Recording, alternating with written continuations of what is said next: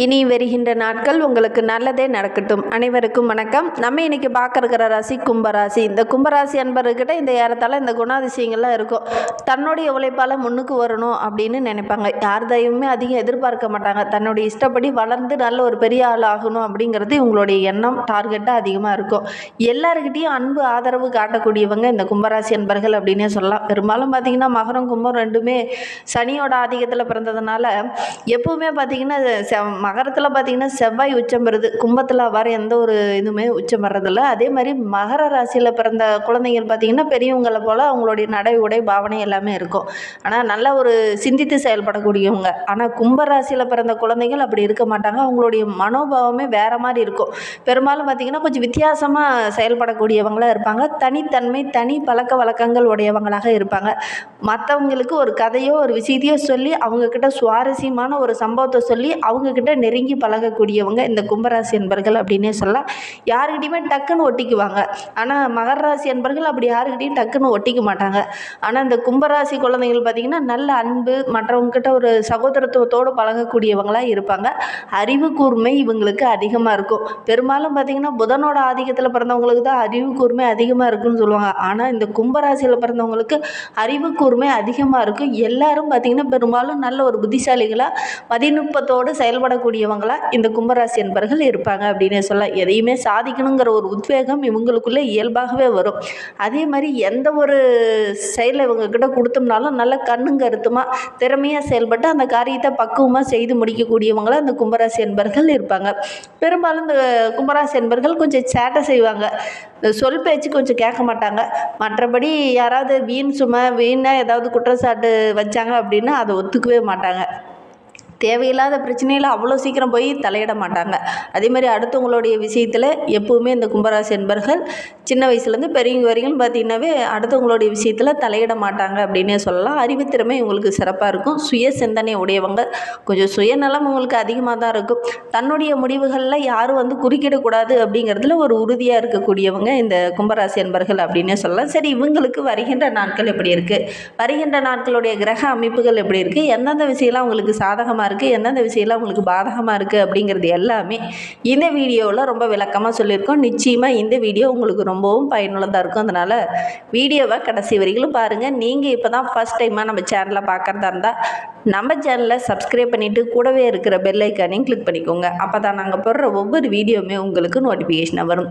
நீங்கள் கும்பராசி அன்பராக இருந்தால் மறக்காமல் நம்மளுடைய சேனலுக்கு ஒரு லைக் கொடுத்துட்டு உங்களுடைய உறவுகள் வகையில், நண்பர்கள் வகையில் யாராவது கும்பராசி அன்பர்கள் இருக்காங்க அப்படின்னா மறக்காமல் இந்த வீடியோவை அவங்களுக்கும் ஷேர் பண்ணிவிடுங்க.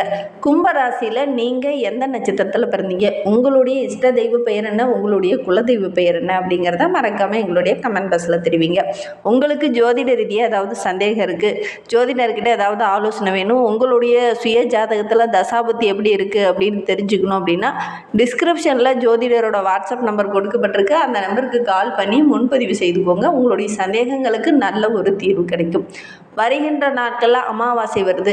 கட்டாயமாக இந்த அமாவாசை நாட்களில் பித்ருக்களுக்கு தர்ப்பணம் கொடுங்க. ஏன்னா 12ஆம் அமாவாசையிலே இது ஒரு சிறப்பு வாய்ந்த அமாவாசை. அதுவும் புரட்டாசி மாதத்தில் வரக்கூடிய அமாவாசை என்பதனால இதுக்கு ஒரு தனித்துவம். இதை மகாலயபட்ச அமாவாசை அப்படின்னு சொல்லுவாங்க. இந்த அமாவாசையில் நம்மளுடைய முன்னோர்களுக்கு, நம்மளுடைய பித்ருக்களுக்கு, தாய் வழி உறவுகள், தந்தை வழி உறவுகள், நண்பர்கள், அதே மாதிரி நம்மளுடைய உறவுகள் வகையில் யாருக்கு வேணாலும் இந்த காலகட்டத்தில் நம்ம தர்ப்பணம் கொடுக்கலாம்.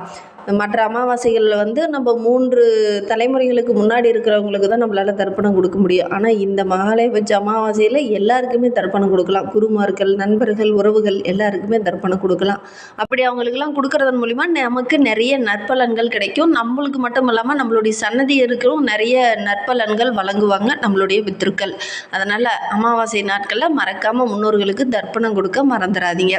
சரி, நம்மளுடைய கும்பராசி என்பர்களுக்கு வருகின்ற நாட்களுடைய கிரக அமைப்புகள் எப்படி இருக்குது அப்படிங்கிறத பார்க்கலாம். வருகின்ற நாட்களை பொறுத்த வரைக்கும் ராசியில் சனி பகவான் தற்போது வக்கரகம் அடைந்திருக்கிறார். அவரோடு கூட ராகு இணைந்திருக்கிறார். பஞ்சமஸ்தானத்தில் குரு, ரணருண ரோகஸ்தானத்தில் சுக்கிரன், கலஸ்திரஸ்தானத்தில் சூரியன், புதன், கேது, அஷ்டமஸ்தானத்தில் செவ்வாய். கிரக நிலைகள் நம்மளுடைய கும்பராசி என்பவர்களுக்கு இந்த மாதிரி அமைந்திருக்கு.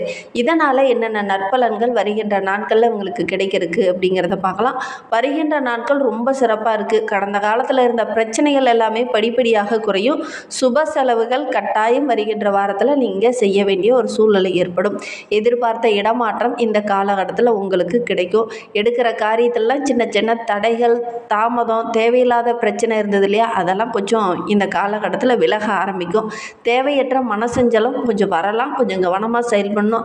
வேகத்தோடு கொஞ்சம் விவேகமாக செயல்பட்டீங்க அப்படின்னா வருகின்ற நாட்கள் ரொம்ப மகிழ்ச்சிகரமான நாட்கள் அந்த கும்பராசி அன்பர்களுக்கு அமையும் அப்படின்னே சொல்லலாம்.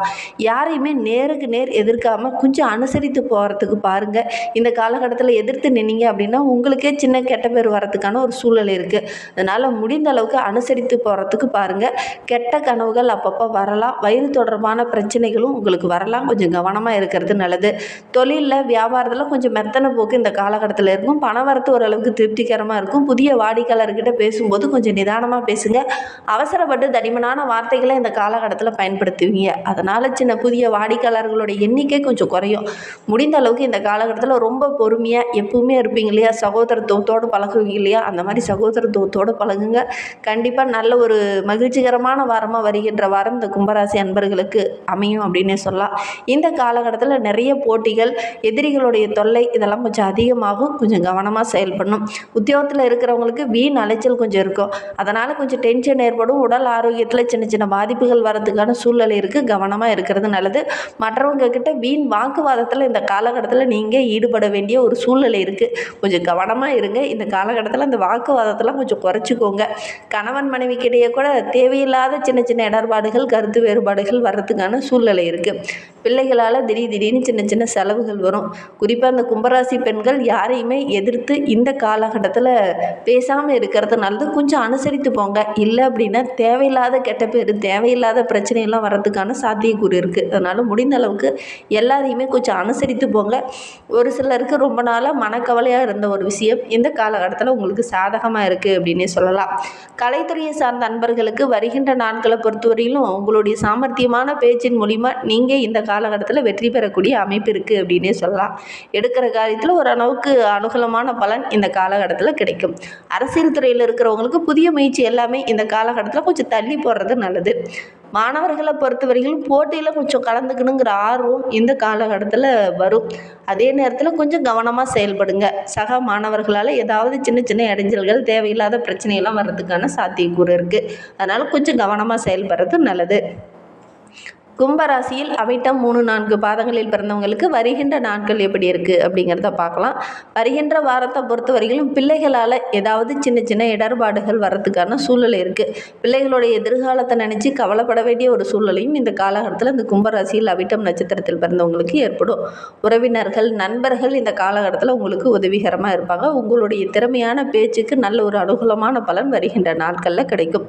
தெளிவான சிந்தனையோடு இந்த காலகட்டத்தில் ஒவ்வொரு விஷயத்திலையும் இறங்குவீங்க. ஓரளவுக்கு சாதகமான பலன் இந்த காலகட்டத்தில் உங்களுக்கு கிடைக்கும். சதய நட்சத்திரத்தில் பிறந்தவங்களுக்கு வருகின்ற நாட்கள் எப்படி இருக்குது அப்படிங்கிறத பார்க்கலாம். நல்ல ஒரு மனம் உற்சாகத்தோடு செயல்படக்கூடிய ஒரு வாரமாக வருகின்ற வாரம் அமைந்திருக்கு அப்படின்னே சொல்லலாம். ஏன்னா ஒரு விதமான மனக்குழப்பத்தோடு இருந்த நம்மளுடைய சதய நட்சத்திரக்காரர்களுக்கு இந்த காலகட்டம் ரொம்ப அமைதியாக இருக்கும்.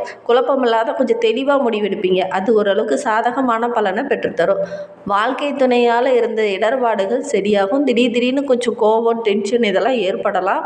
கொஞ்சம் கவனமாக செயல்படணும். மற்றவங்ககிட்ட பேசும்போது தடிமனான வார்த்தைகளை பயன்படுத்த வேண்டாம். அதே மாதிரி முடிந்த அளவுக்கு கோபத்தை கொஞ்சம் கண்ட்ரோல் பண்ணிக்கோங்க. கட்டுப்படுத்திக்கிட்டிங்கன்னா உங்களுக்கு பெரிய இடர்பாடுகளோ, பெரிய பிரச்சனையோ, பெரிய மனக்குழப்பமோ வராது. அதனால் முடிந்த அளவுக்கு கோபப்படாமல் நிதானமாக யோசித்து செயல்படுங்க. சந்திரனோட சஞ்சாரம் இருக்கிறதுனால வீண் அலைச்சல் கொஞ்சம் வரும். ஒரு சிலருக்கு மனக்குழப்பம், ஒரு விதமான பயம் இதெல்லாம் வர்றதுக்கான சூழ்நிலை இருக்குது. கொஞ்சம் கவனமாக செயல்படுறது நல்லது. பூரட்டாதி 1, 2, 3 பாதங்களில் பிறந்தவங்களுக்கு வருகின்ற நாட்கள் எப்படி இருக்குது அப்படிங்கிறத பார்க்கலாம். வருகின்ற நாட்கள் ரொம்ப சிறப்பாக இருக்குது அப்படின்னே சொல்லலாம். பணம் வரது ரொம்ப சிறப்பாக இருக்குது. இழுபறியாக இருந்த காரியத்தில் டக்குன்னு செய்து முடிச்சுட்டு நல்ல ஒரு பாராட்டு பெறக்கூடிய அமைப்பு இருக்குது. எதுலேயுமே கொஞ்சம் கூடுதல் கவனத்தோடு செயல்பட்டீங்க அப்படின்னா பெரிய இடர்பாடுகளோ, பெரிய பாதிப்போ எதுவும் ஏற்படாது. தொழிலில், வியாபாரத்தில் கொஞ்சம் அலைச்சல் அதிகமாகும். மற்றபடி வருகின்ற நாட்கள் ரொம்ப சிறப்பாக இருக்குது அப்படின்னே சொல்லலாம். வாடிக்கையாளர்கிட்ட பேசும்போது கொஞ்சம் சகோதரத்துவத்தோடு பழகுங்க. இல்லை அப்படின்னா தேவையில்லாத இடர்பாடுகளை சந்திக்க வேண்டிய ஒரு சூழ்நிலை இருக்குது. அதனால் கொஞ்சம் அனுசரணையாக நடந்துக்கிறது நல்லது. அதே மாதிரி முக்கிய முடிவுகள் எடுக்கும்போது சின்ன சின்ன தடுமாற்றங்கள், சின்ன சின்ன மனக்குழப்பம் இதெல்லாம் ஏற்படும். முடிந்த அளவுக்கு மற்றவங்க கிட்ட கொஞ்சம் கலந்து ஆலோசித்து முக்கிய முடிவுகளை எடுக்கிறது ரொம்பவும் நல்லது.